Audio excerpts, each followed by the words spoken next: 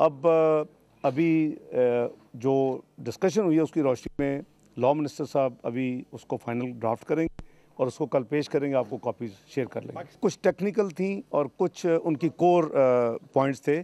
Core points में उनका था कि 2 साल को 1 साल किया जाए, वो 2 साल पे हम वो राज़ी हो गए हैं और कन्विंस हो गए हैं। दूसरा जो सेशन जज या एडिशनल सेशन जज की उसमें कोर्ट में मिलिट्री कोर्ट में शमूलियत, जो रिस्पेक्टिव प्रोविंस के उनकी तरफ से अपॉइंटमेंट, उन दोनों चीज़ों को भी उनके साथ जो बात हुई है वो उस पर उन्होंने उसमें दस्तबरदारी की और वापस ले ली है। बाकी जो चीज़ें हैं वो टेक्निकल हैं, कुछ चीज़ें आइन में ऑलरेडी मौजूद हैं आर्टिकल 10 में, कुछ चीज़ें जो जुडिशल रिव्यू के हवाले से सुप्रीम कोर्ट की एक जजमेंट आई थी उसमें कुछ फैसले आए हुए हैं।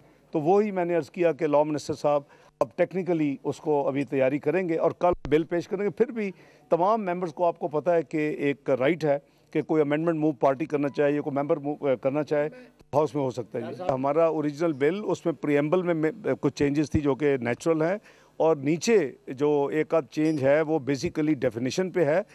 जो भी होगा, मैं जैसे अर्ज़ कर रहा हूँ कि वो हो या वो हो, हाउस में अमेंडमेंट लाने का हर एक का हक है। हर पॉलिटिकल पार्टी अपने हिसाब से अमेंडमेंट ला सकती है। इत्तेफाक इस तरह नहीं है, इत्तेफाक ये तो हुआ ना जी कि मिलिट्री कोर्ट का बिल कल पेश कर दिया जाए, चाहे वो कॉन्स्टिट्यूशन अमेंडमेंट के हवाले से है या पाकिस्तान आर्मी एक्ट में अमेंडमेंट के हवाले से। कोई इतराज़ नहीं है, वो पहले भी था, लेकिन उसका बिल्कुल एक फेयर चीज़ है और वो होनी चाहिए। जजमेंट आई है सुप्रीम कोर्ट की जिसके हवाले से जो अपील का हक है, और लोग ऑलरेडी अवेल कर रहे हैं जुडिशल रिव्यू।